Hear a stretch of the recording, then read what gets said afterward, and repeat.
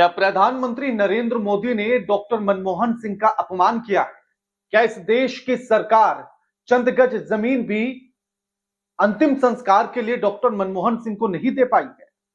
नमस्कार, मैं आपके साथ के राणा, न्यूज संवाद देख रहे हैं। देश की सरकार पर आरोप ये लग रहे हैं कि डॉक्टर मनमोहन सिंह के अंतिम संस्कार के लिए इस देश की सरकार चंद गज जमीन भी नहीं दे पाई है और इसी को लेकर राजनीति भी गर्म हो चली है। लेकिन इसके लिए सबसे महत्वपूर्ण यह कि प्रोटोकॉल क्या कहता है, नियम क्या कहता है और सरकार का क्या कहना है और उस पर आरोप क्या लग रहे हैं, इनको जानना जरूरी है। डॉक्टर मनमोहन सिंह देश के 2 बार प्रधानमंत्री रहे। राष्ट्रीय सम्मान के साथ उनका अंतिम संस्कार तो किया गया, लेकिन उनका अंतिम संस्कार निगम बोध घाट पर किया गया, यानी कि एक सार्वजनिक शमशान घाट में। जबकि जब भी कभी किसी भी प्रधानमंत्री का निधन हुआ तो उनके अंतिम संस्कार के लिए एक विशेष जगह दी जाती है, जिसके बाद वहां उनकी समाधि बनाई जा सके और अगर कोई भी व्यक्ति उनकी समाधि पर जाकर श्रद्धांजलि देना चाहता है तो वो आसानी से वहां तक पहुंच सके। इसी को लेकर मल्लिकार्जुन खड़गे ने सरकार को पत्र भी लिखा था कि मनमोहन सिंह के अंतिम संस्कार के लिए सरकार एक विशेष जगह का इंतजाम करे, लेकिन सरकार कोई भी जगह का इंतजाम नहीं कर पाई और यह बात कहकर टाल दी गई कि एक ट्रस्ट नहीं बन पाया, इसलिए जगह नहीं दी जा सकती है। ये वास्तव में बहुत ही दुर्भाग्यपूर्ण है कि कांग्रेस के पूर्व अध्यक्ष राहुल गांधी और वर्तमान में अध्यक्ष मल्लिकार्जुन खड़गे जी देश के पूर्व प्रधानमंत्री सम्मानीय मनमोहन सिंह जी के दुखद देहावसान पर भी राजनीति करने से बाज नहीं आ रहे। पूर्व प्रधानमंत्री आदरणीय मनमोहन सिंह जी की समाधि के लिए आदरणीय प्रधानमंत्री श्री नरेंद्र मोदी जी के नेतृत्व में सरकार ने जगह भी दी और परिवार को सूचित भी किया है, फिर भी कांग्रेस झूठी खबरें फैला रही है। अब जेपी नड्डा साहब के बयान में ही विरोधाभास नजर आता है। एक तरफ जेपी नड्डा साहब कह रहे हैं कि झूठी खबरें फैलाई जा रही हैं, जबकि हमने तो जगह आवंटित कर दी है। अब जबकि गृह मंत्रालय ने यह बताया है कि सरकार जगह देगी, लेकिन अभी नहीं देगी, बाद में। लेकिन सवाल यही उठ रहा है कि भैया हाथों हाथ क्यों नहीं दी, इतना समय क्यों लग रहा है? तो उनका कहना है कि ट्रस्ट का निर्माण होना है, तब जगह का आवंटन किया जाना है। अब यह थोड़ा सा समझ से परे है। पंडित जवाहरलाल नेहरू, इंदिरा गांधी, राजीव गांधी का अंतिम संस्कार राजघाट परिसर में किया गया। चलिए मान लीजिए कि वो तो कांग्रेस पार्टी की सरकार थी, उन्हीं के पार्टी के नेता प्रधानमंत्री थे, तो उन्होंने विशेष जगह का इंतजाम कर दिया। अब ऐसे ही बीजेपी की बात ले लीजिए।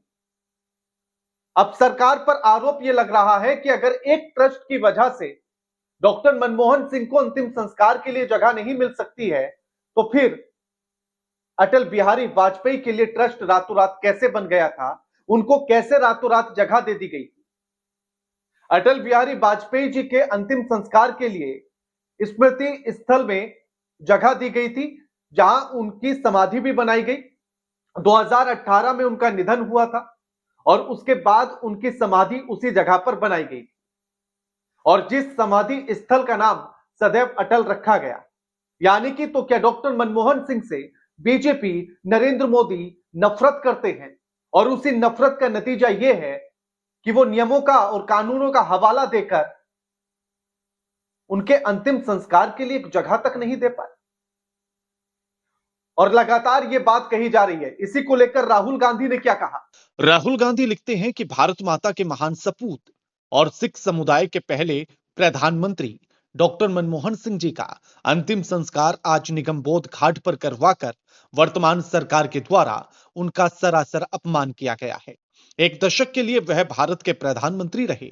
उनके दौर में देश आर्थिक महाशक्ति बना और उनकी नीतियां आज भी देश के गरीब और पिछड़े वर्गों का सहारा है। आज तक सभी पूर्व प्रधानमंत्रियों की गरिमा का आदर करते हुए उनके अंतिम संस्कार अधिकृत समाधि स्थलों में किए गए, ताकि हर व्यक्ति बिना किसी असुविधा के अंतिम दर्शन कर श्रद्धांजलि दे पाए।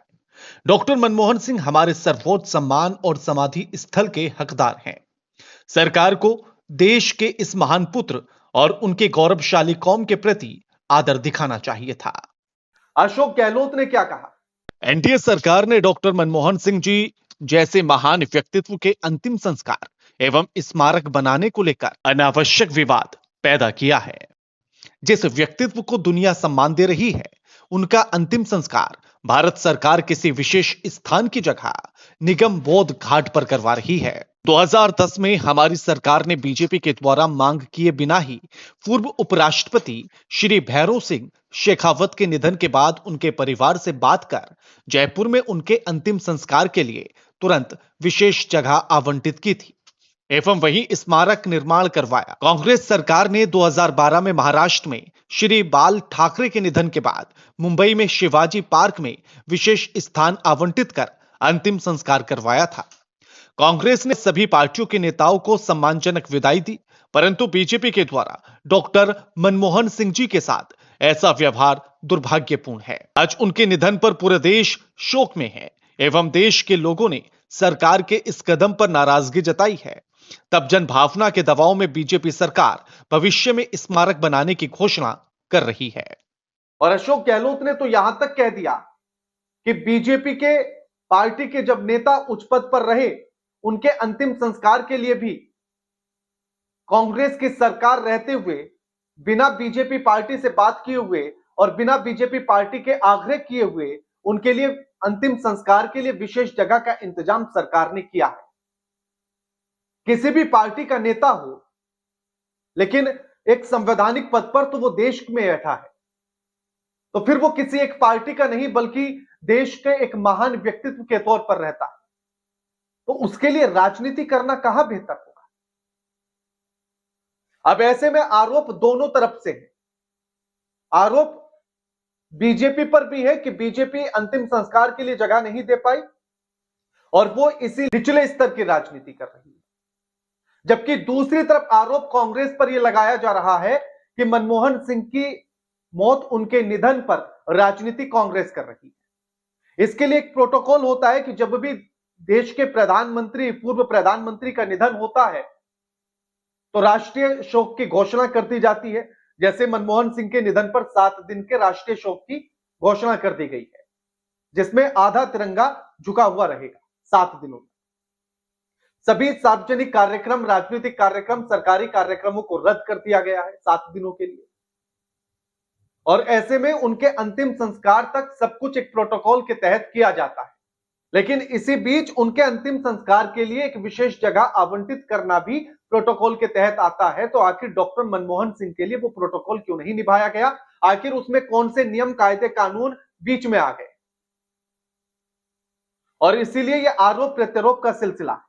कांग्रेस ने इसी बीच अपनी कांग्रेस वर्किंग कमेटी की बैठक भी बुलाई है।